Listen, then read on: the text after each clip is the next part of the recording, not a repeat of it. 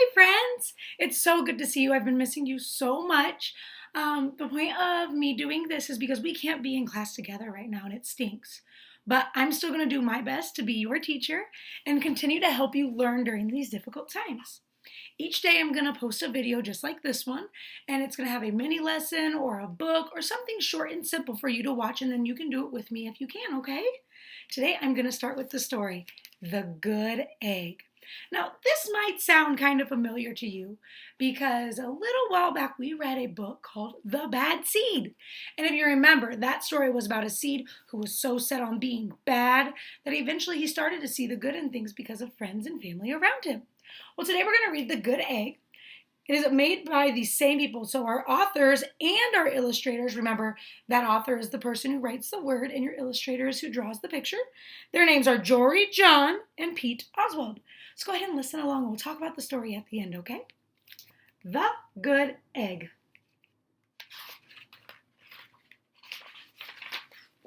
Oh, hello! I was just rescuing this cat. Know why? Because I am a good egg. A very good egg. It's true. I do all kinds of good things, like I'll carry your groceries, I'll water your plants, I'll change your tires, I'll paint your house. If you need any help whatsoever, I am your egg.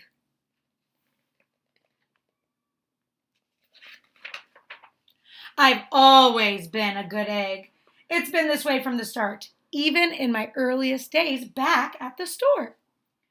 There were a dozen of us living under one recycled roof. Sorry, friends. There was Meg and Peg and Greg and Clegg. Kindergarten. Peg, Meg, Greg, and Clegg. All are names with the same ending. Think about that. What does that mean? Those words do what together? Peg, Meg, Greg, Clegg. They rhyme. Remember, a rhyming word is a word or two words that have the same ending sounds. Let's keep reading. And Shell, and Shelley, and Sheldon, and Shelby, and Egbert, and Frank, and other Frank. Can you spot the good egg? It's right there. The other 11 eggs weren't on their best behavior. They weren't exactly good. They ignored their bedtime. They only ate the sugary cereals. They threw tantrums. They cried for no reason. And they broke stuff on purpose.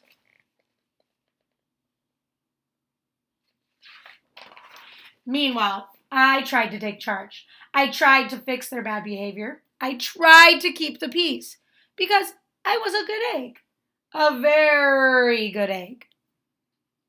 Think about this. Are you a good egg? I think you're all good eggs.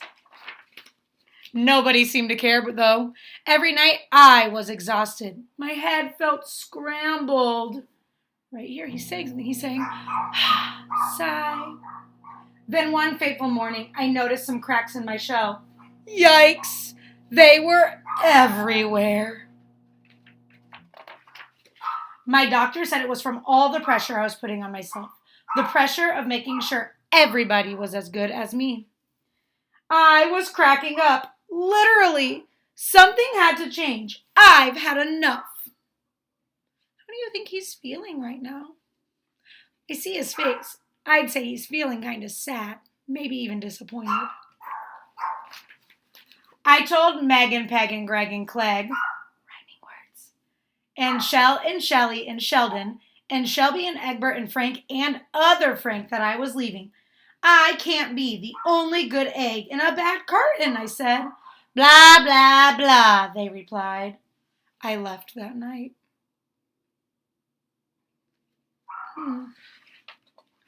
I wandered from town to town. The hours became days. The days became weeks. I lost track of time. And I was all alone. Out there, on the road, under the stars, I really tried to focus on myself and what I needed. I took walks. I read books. I floated in the river.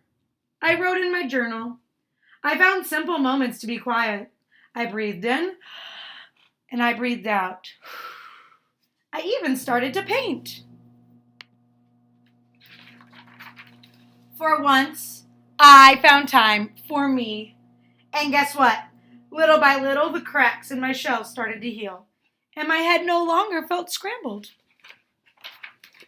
I started to feel just like myself again. So I've made a big decision.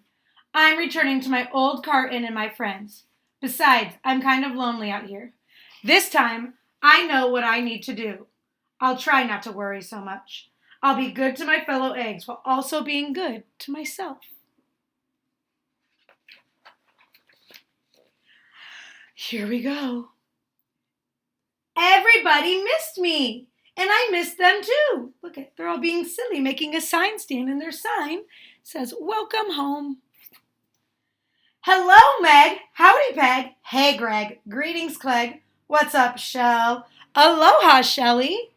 Hey, yo, Sheldon. Hi, Shelby. Good day, Egbert. What's happening, Frank? Howdy do, other Frank. Sure, every once in a while, somebody's still a little bit bagged, but it's not like before. Here's what I realized. The other eggs aren't perfect, and I don't have to be okay. I don't have to be either, and I'm okay with that.